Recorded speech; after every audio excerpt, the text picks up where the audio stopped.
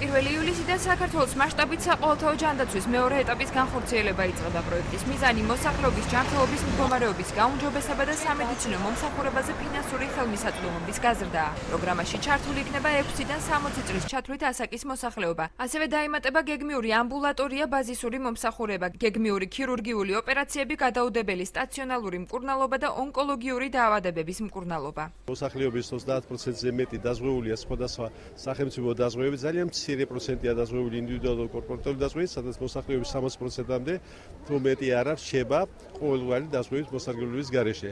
დღევანდელი სოციალურ-ეკონომიკური მდგომარეობის ფონზე, როცა მოსახლეობის დიდ ნაწილს კიდე უჭირს მიიღოს სამედიცინო სერვისები და ფინანსური უკმარისობის გამო, აი ასეთ პაკეტის შეთავაზება მათთვის ძალიან მნიშვნელოვანია. პირველ რიგში urgentული სამედიცინო მომსახურება ფინანსირდება სრულად 15,000 ლარის ფარგლებში. ახალი მომსახურების თანახმად უფასო იქნება მშობიარობა სამედიცინო დაწესებულებებში, ფიზიოლოგიური მშობიარობა 500 ლარით, საკეისრო კვეთა კი 800 ლარით ფინანსდება. სოციალური მომსახურების სააგენტო საჭარის ფილიალის უფროსის განცხადებით საყოველთაო დაზღვევა გართულებების შემთხვევაში პაციენტების ფინანსურ დახმარებასაც ითვალისწინებს.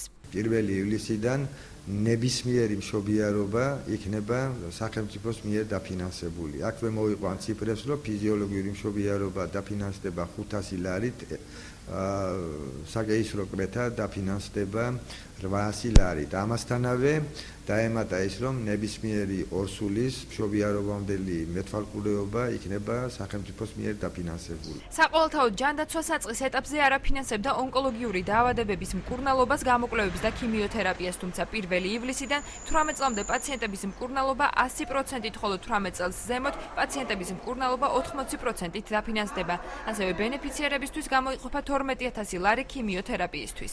ონკოლოგიური დაავადებების შემთხვევაში ძალიან მნიშვნელოვანია ქიმიოთერაპიის დაფინანსების შემოღება. კერძოდ ონკოლოგიაში გარდა ოპერაციებისა, პრევენცია, ანუ ქიმიოთერაპია ძალიან დიდ თანხებთან იყო დაკავშირებული და სახელმწიფო ამ შემთხვევაში ჯანდაცვის სამინისტრომ გაითვალა ერთ ბენეფიციარზე ისტორიული ფასი, რომ საშუალოდ რაჯდება და 12,000 ლარის ფარგლებში ბენეფიციარზე გათვლით ქიმიოთერაპია დაფინანსდება. 1 ივლისიდან ხელმისაწვდომი ხდება ასევე ღვიძლის ფუნქციური სინჯები, ფარისებრი ჯირკვლის სინჯები, გულმკერდის რენტგენოსკოპია, რენტგენოგრაფია და მუცლის ღრუს ეკოსკოპია.